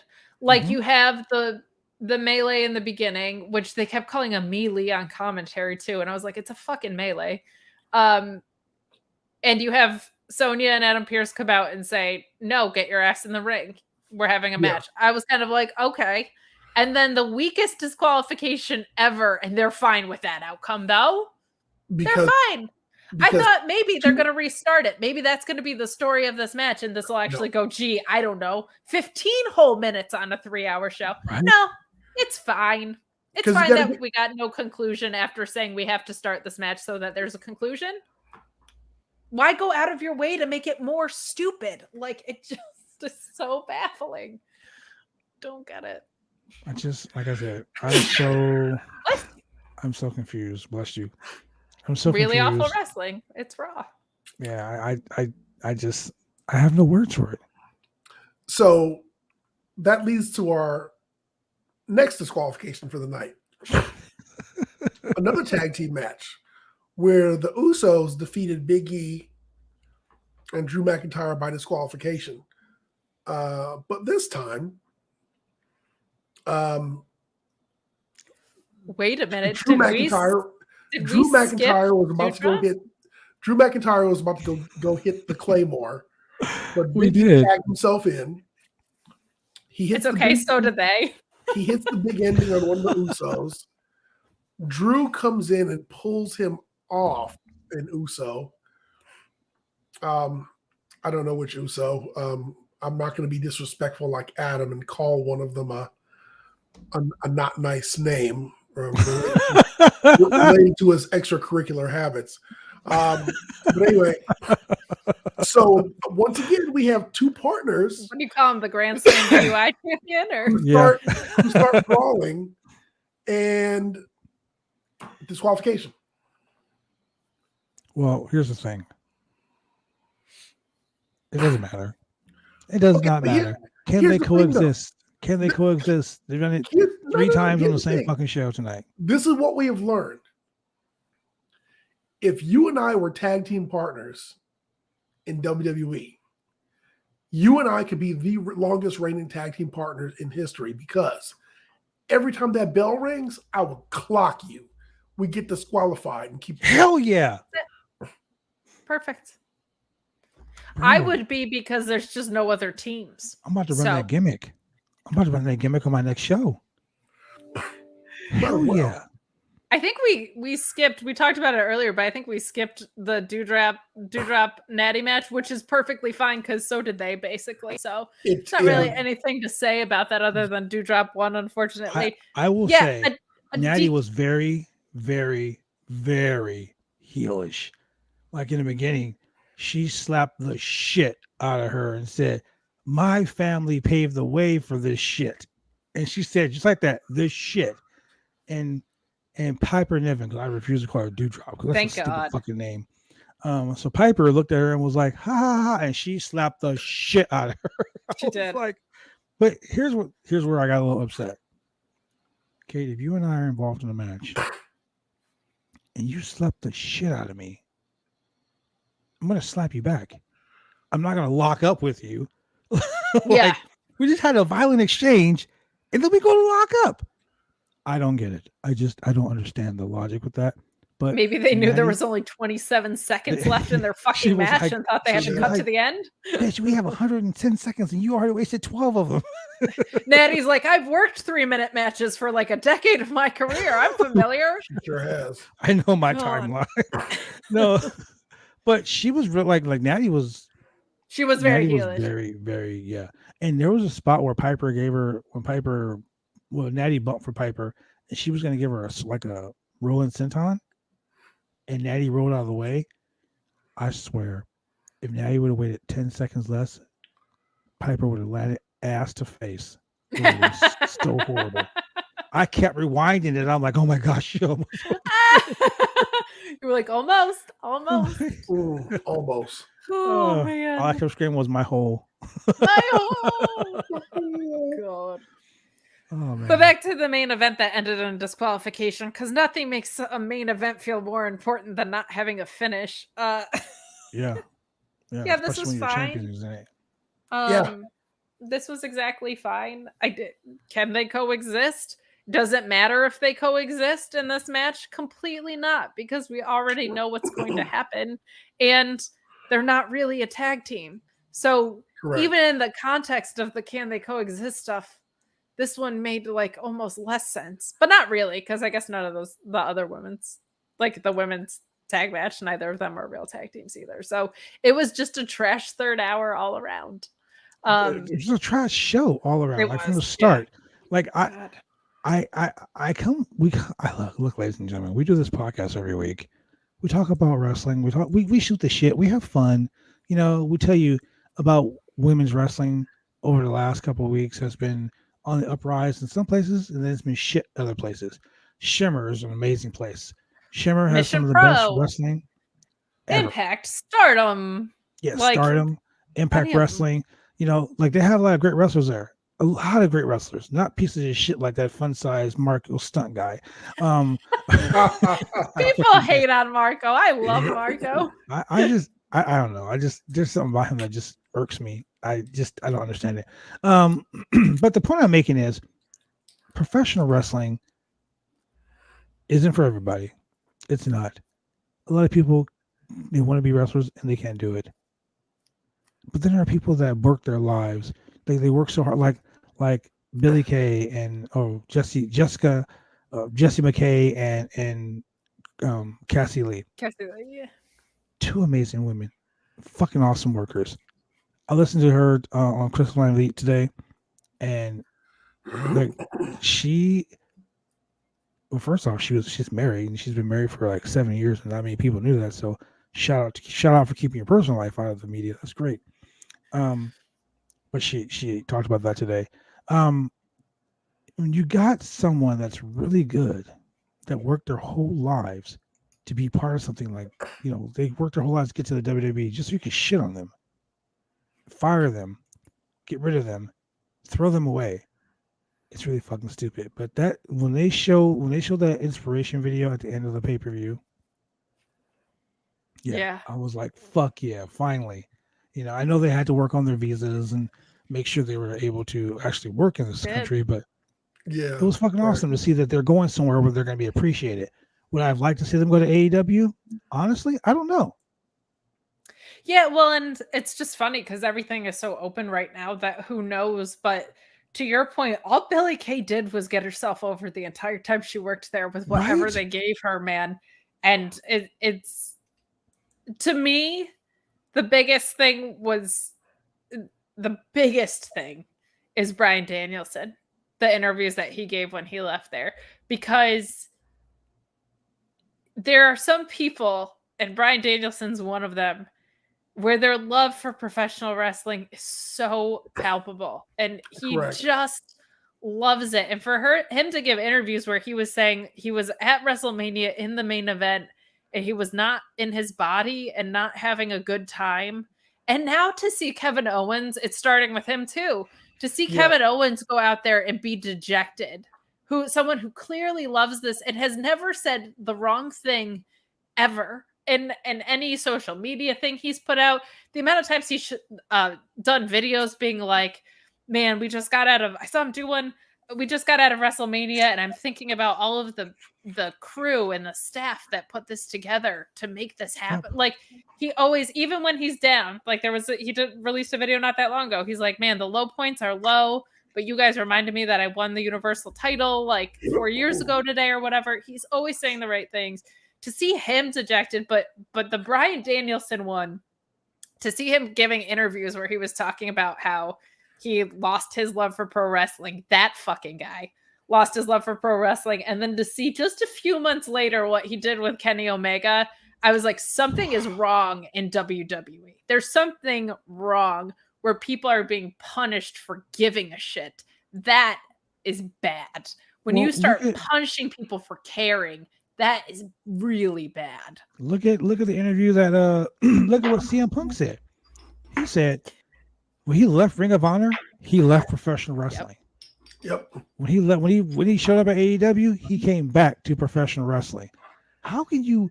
I mean, I'm 47 years old. I've been wrestling for 29 years. That's a long fucking time. I've been all over the world, done some crazy shit in my entire career. If someone came to me and said, and I was under developmental for WWE for a long time. I worked at UPW for like 5 years. So I was there with the rise of Cena and Samoa Joe and all those guys. Frankie Kazarian, everybody. The point I'm making is if someone came to me and said, hey man, I'm going to offer you a WWE contract, I would tell them go fuck themselves. I don't blame it's simple. Because why would you want to go somewhere that's going to kill your passion? Why would you want to go somewhere that's going to make you unhappy? No one that works there is fucking happy. And that's a shame. Cole leaving was the other one to me, man, because that was not a WWE release that got picked up by AEW. That was someone who evaluated what both sides was going to offer him and went to AEW, and someone who in WWE was booked well, did have a good character, was a champion, was pushed properly in his time in WWE. So what that means to me is A, he just likes what AEW has to offer, what's going on. His friends are all there. His girlfriend's there. Yes. But it also says to me, I see what's coming down the pike and I'm not sticking around because I really thought he was going to resign until I don't know, he was having meetings during SmackDown while they fired Bobby Fish. It's anytime you punish people for giving a shit, something is wrong with your company. The thing with Adam Cole during his NXT run is, first of all, the guy did everything you could do in NXT. Yeah. Yes. And number two, if you're in NXT and you're doing well, and the dream is to get called up to the main roster. If you look at the track record of people who have been called up to the main roster, you're kind of saying to yourself, I think I'd rather stay where I am. And a lot of people decided to stay where they were because there was no place else to go. Well, now that there's an alternative, I'm sorry, there were other places to go. There was Ring of Honor, there was Impact, there was Japan. So there were other places to go. But a viable weekly episodic on cable. Well, so even viable, but newly popular, high profile in the US, lots of TV airtime available for people to see me, viable. Not like I've got to get the New Japan app or I've got to subscribe to, one of the other apps or Access or Twitch or whatever. Yeah. Yeah. So, easy for people to see me on TV. Because, and we've talked about this before, I mean, you see what they did with the Ascension. You see what they did with Karrion Kross. You see what they did with Sanity and Eric Young. You see what they did with, gosh, I'm forgetting. So, I mean, there's Sami Zayn. Look at Samoa Joe. Look at now Kevin Owens. Like, Kevin Owens was at least a champion, but like, even people that they were initially pushing, they've just pushed off a cliff since. Well, even Finn Balor came up and then went back. Yeah, he was like, "Get me out of here." And they have this thing about destroying perfectly good gimmicks. Like, look at like Pac. you knew. Yeah, exactly. Look at that. Neville, Malachi Black now. Like, look at these guys. Oh, look what they did to the Vaudevillains. Yeah. Look what they did to Bo Dallas. Oh my God. You just got to Bo leave. And NXT champion. NXT champions, the only two that became WWE champions were Seth Rollins and Owens. I mean, all the NXT champions. Even back in the day. In the men's side. Look what they did with the Nexus when Super Cena defeated all of them. Yeah. Gosh. Single-handedly. So, I mean, it's a serious track record. And Adam Cole was like, well, I'm not going to be a manager for Bearcat Lee. I'm not going to wear a top hat and have a whip in a chair or something. I want to actually wrestle. To me, when he signed in AEW, I was so happy because I was like, he's going to be a 24/7 champion because Vince is going to see nothing but the fact that he's a smaller dude. And God forbid he has a sense of humor. And once you show Vince you have a sense of humor, you can't go back. Yeah. Look at our truth. Look at our truth. Look at our truth. Yeah. Look at Riddle's never going to recover. He's at least such a badass in the ring that's always still there. Reggie's never going to be anything other than the parkour guy. Like, once you show Vince that you're funny, you can't look at the Viking Raiders. Oh yeah. Yeah. Remember them in ROH as the War Raiders? They were so badass. NWA when I wrestled with Ray Rowe. God, I just Viking it's a sad state of affairs. The Bryan Danielson thing was big for me because I was in my head, I was like, he's gonna hear offers from AEW and he's gonna go back as a producer to WWE and he's just gonna make a ton of money. I was praying to God he didn't do that. All I kept thinking to myself was New Japan. I think his AEW stint is going to be different than Punk's. I think you're going to see a Bryan Danielson love letter retirement tour a little bit. I can't imagine we're not going to get him and Jonathan Gresham at some point. Like, that's got to happen, right? That'd be I awesome. will tell you this. That'd be awesome. I remember the very first time I met Bryan Danielson in the New Japan Dojo in Los Angeles. And when I first met that guy, he was 160 pounds, skinny as fuck. Almost as skinny as I was. And just a remarkable dude, like so nice, but so dedicated to learning the wrestling business. And I knew that he was going to be like so fucking over. And then PWG, and then, he was doing all the indies in California. Then he went to Texas, and then he came back to live with, because I lived in the dojo for like 2 years. He came back to the dojo and was doing the dojo show with Antonio Inoki, with Hiroko Inoki, and then doing the dojo shows with Dave Marquez and those guys. And he was so like him, like I always tell people about TJ Perkins, same thing. a student of the game, love wrestling, wanted to do nothing but wrestle. Everyone's dream is to go to the WWE. Mine was the NWA. I wanted to be a wrestler. I didn't want to be a comic book character. As you can see, all the NWA belts behind me. That's the reason why I did that. He wants to be a wrestler. He doesn't want to be a coach. He doesn't want to be a producer. He doesn't want to be a trainer. He wants to be in the thick of things. He lied to the WWE about I saw that today. Yeah, about the concussions. Yeah, that he wasn't telling them because he didn't want to sit on the shelf. Yeah, because all he wanted to do was wrestle. And as a wrestler, I've wrestled on a broken heel. I've slipped disc in my back, separated shoulders because I just wanted to wrestle. Yeah, I've learned that, God, every wrestler probably just has 3 injuries at least that you don't know about, right? Exactly. Like, you gotta assume at this point, but it's like, oh, I got some Biofreeze and some ibuprofen, I'm good. Yeah. Like legit. Like, so, I was talking to a friend of mine. He was like, you just get so used to having it because you have no other choice that you don't even like clock them as injuries, right? Like you don't even consider them injuries because if you can work with them, you're not injured. Like you think I'm joking? I can literally, my gear bag is sitting right over here. If I open my gear bag, there's 3 things in there. There's ibuprofen, there's an ankle or knee brace, and there's a fucking Icy Hot or a Biofreeze can. like that's it, but all he wants to do is wrestle. So all he's going to do is wrestle. There are guys that will wrestle and then they will retire, like Dean Malenko's and the Jamie Nobles and those guys. That they'll be Terry Funk, just hung it up, didn't get it back in the ring again. Yeah, well, it's still too early in the night. He'll probably unretire sometime in the next couple of weeks. No kidding. But there are guys like that, and then there are guys that, because and I'll tell you, Kate, as you're a person, you're on the inside, but you're not on the inside. No, you're a journalist. You're on the inside, but you're not in the ring. Wrestling is a drug, and people who retire from wrestling, I equate that to going to rehab. You go to rehab, you'll be all right for a while.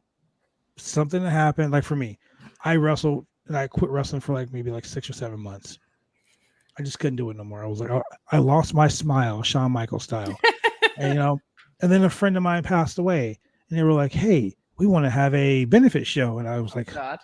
All right, put the boots back on. Boom, there it is. Right, yeah, exactly. It was like, oh, I scratched that itch. Now I'm back. Wrestling, this is Terry Funk. I'm retiring fucking 212 times. That's okay. I got that itch. I'll be back for the 213th time. Man, even people coming in hard on the Leo Rush stuff of him retiring and unretiring. I'm like, you just don't get it. You because I don't get it from the experience part of it, but I know enough people that are like, oh yeah, it's the source of all my happiness and a source of most of my unhappiness at the same time. And that's it's a toxic relationship. To resolve. It's like being in a relationship with a girl that says she loves you 1 minute and then she hates you the next minute. You can't be away from her. You got but baby, please give me another chance. You're outside her fucking window with the radio, the boombox and shit. You're like, come back to me. Yeah, exactly. You're like, come back to me. And she's like, oh, come on inside. You come back inside, get the fuck out. Oh, I'm back again. Baby, please. That's what it is. That's the way wrestling is. And Bryan Danielson, God damn it. Bryan Danielson is never going to be like, I'm going to walk away from this and be done. It's not going to happen. And like since Sting, it's been Sting, same shit. Oh yeah. Since it's been such a sour night of quote unquote wrestling sports entertainment, I do want to say that I'm the biggest CM Punk mark in the world, and I loved everything he said in his return. And it was really cool because I was actually at Glory by Honor night 1, and I left it to go see the Punk debut because it's such an important moment to me that I was like, we got to leave before the main event. Sorry to my friends.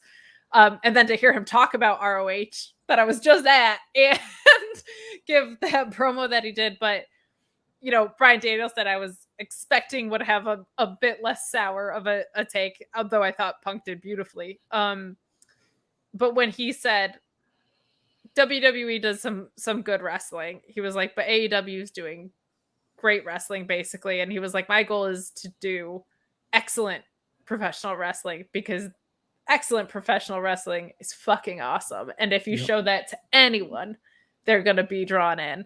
And that to me, ever since he said that, I was like, God, what a perfect summation of who he is. Like, he just wants to go out there and do excellent pro wrestling, and he doesn't care what letters are putting it on or who it's against. He just wants to go out there and have excellent matches. And we've seen like, what, 2-3 of them, and they've all been great. Yeah. So it just makes me so happy. But yeah, I hope WWE finds a way to stop punishing people for giving a shit, because it's sad. It's really sad. It really is. Like, I keep punishing Julian down there with that Nikki ASH, almost a superhero.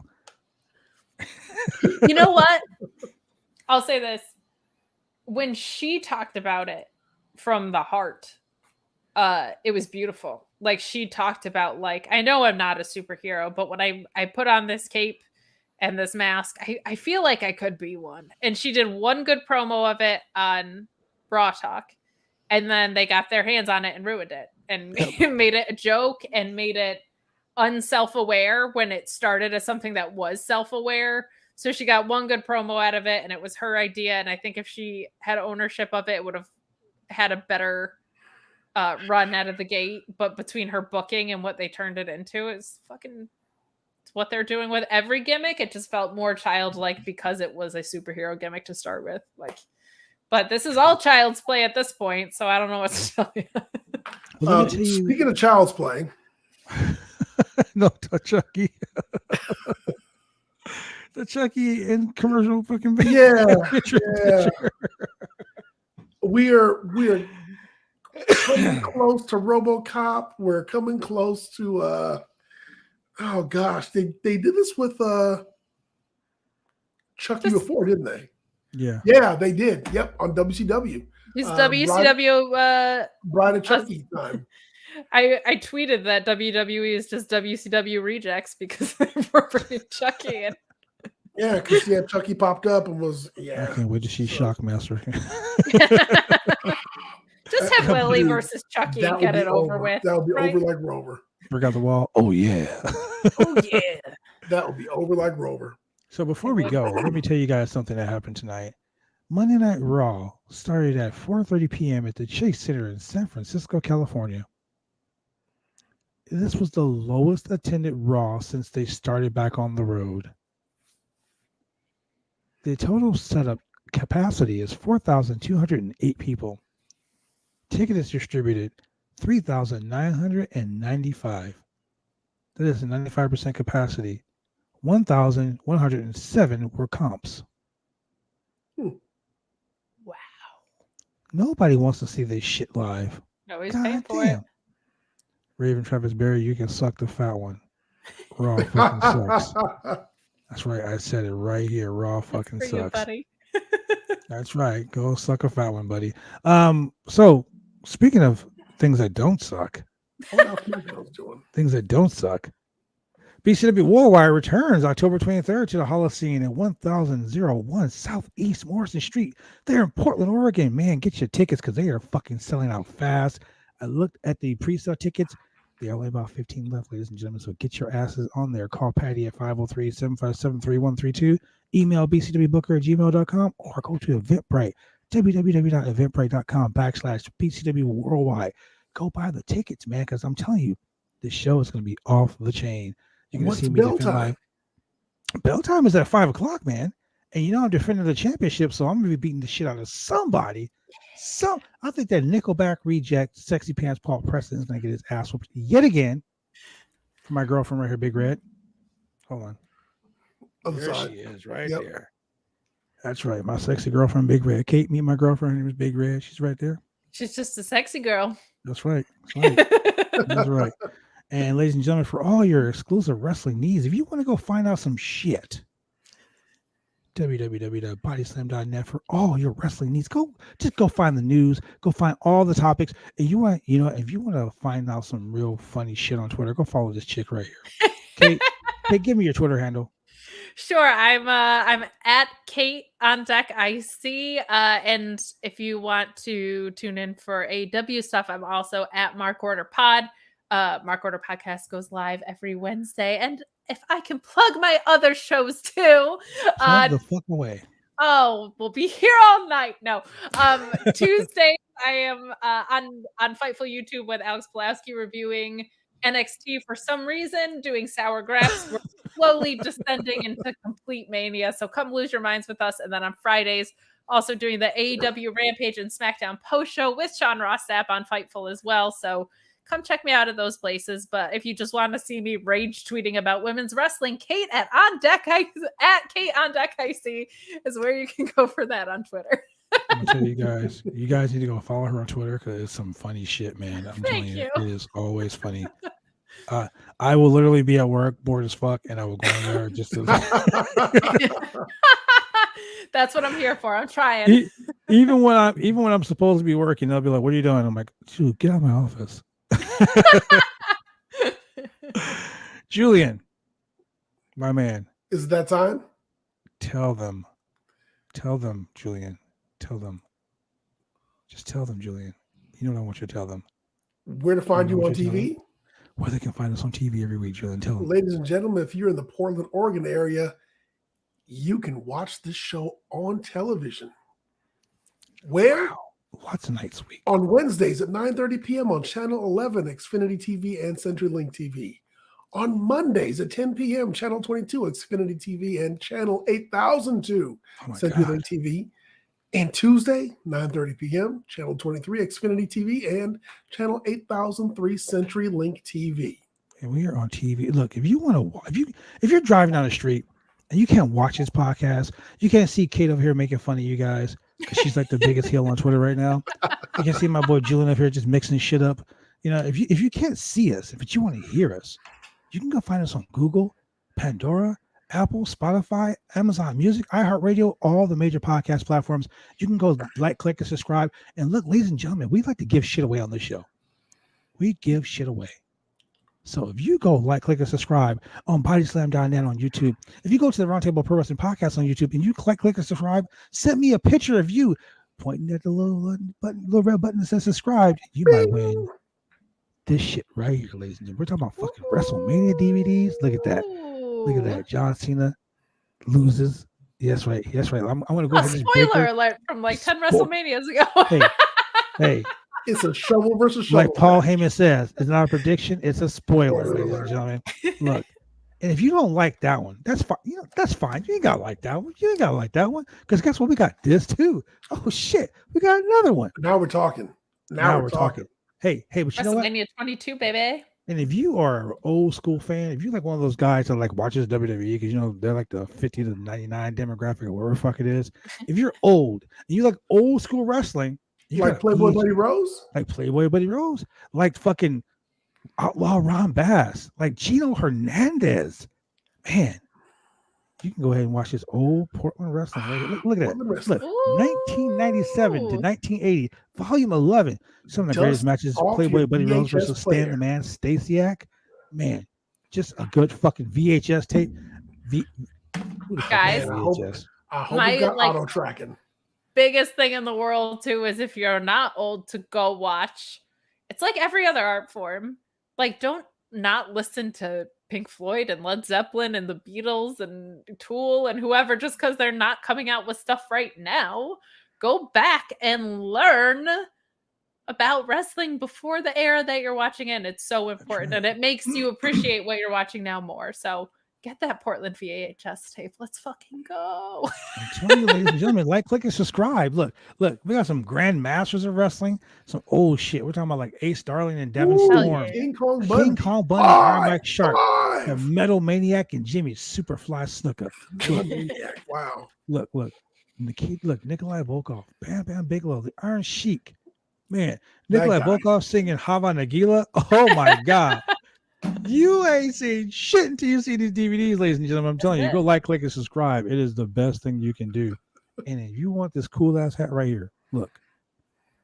That's right, 503 original. Is that a 503 original? It is a 503 original hat. Look. For those of you who are listening at podcast form, I'm confirming with sources that it is a very cool hat. So it is. It's especially made for me because they're my personal sponsor. They sponsor me with travel gear and all that cool shit. But if you want to find out where you can get their cool shit, ladies and gentlemen, it is real simple, real easy. I know you like the commercial that was on there, but you can also go to www.503originals.com. That is www.503originals.com. They can give you all the cool shit, hats, beanies, beer koozies, all that stuff like that.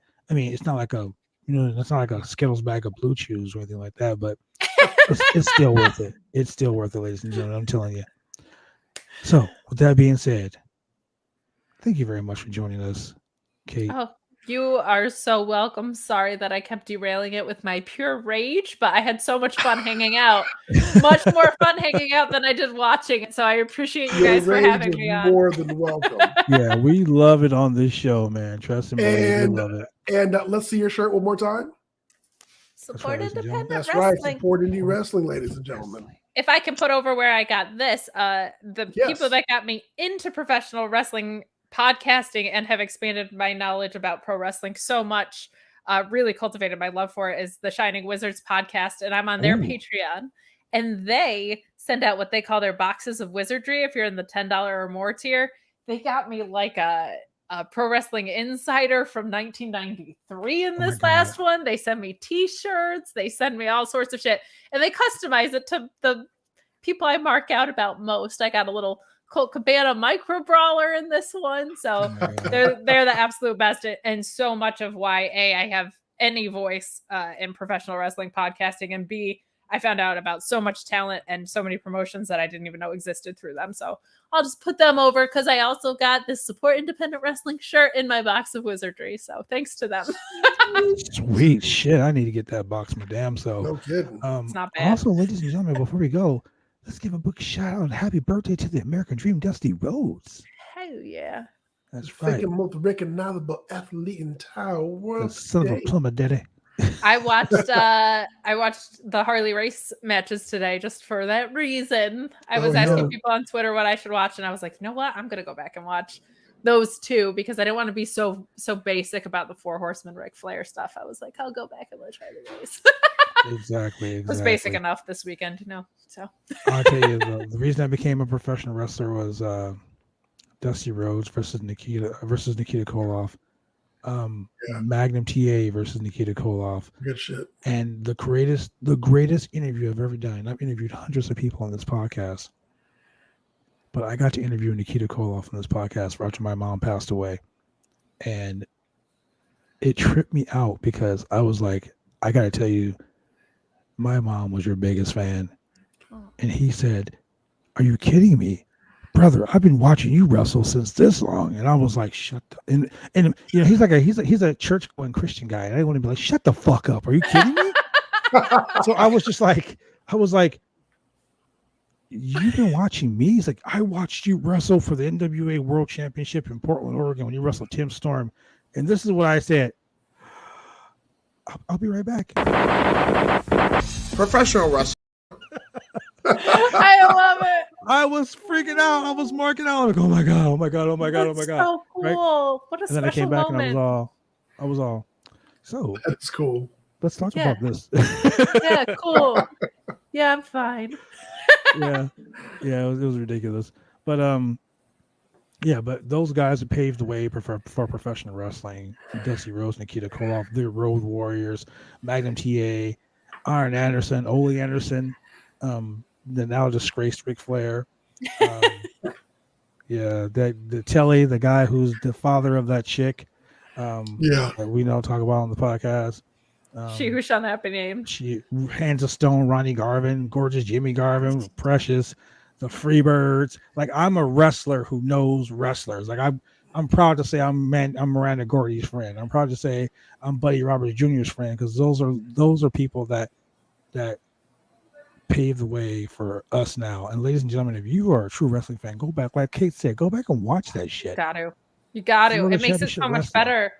Like I said, I started watching in 2009, so friends that I had that have been watching wrestling was like, if you like this, you should probably go back and watch when it was good. Yeah. And I mean, for me, the first, everybody told me who to watch. Obviously, Brett and Sean and whatever. For Eddie Guerrero, my heart fell out of my chest, and that started the cycle of going back further and expanding and other promotions and stuff. Like, that's when I started to realize it was an art form, was seeing how different promotions were executing different stories and how different wrestlers told them, you'll appreciate modern wrestling so much more if you go back. I promise you it's worth it. True statement, ladies and gentlemen. It is a true statement. And with that being said, we're going to let you guys go on this magnificent Monday night. Kate, thank you very much for joining us. Absolutely. Thanks for having me. Julian, there won't be a 3MB reunion. I'm sorry.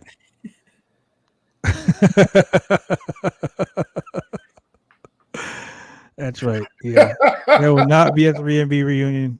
Ladies and gentlemen, thank you for joining us here on the Roundtable Pro Wrestling Podcast. Like I said, go like, click, and subscribe on bodyslam.net. Ladies and gentlemen, we are out.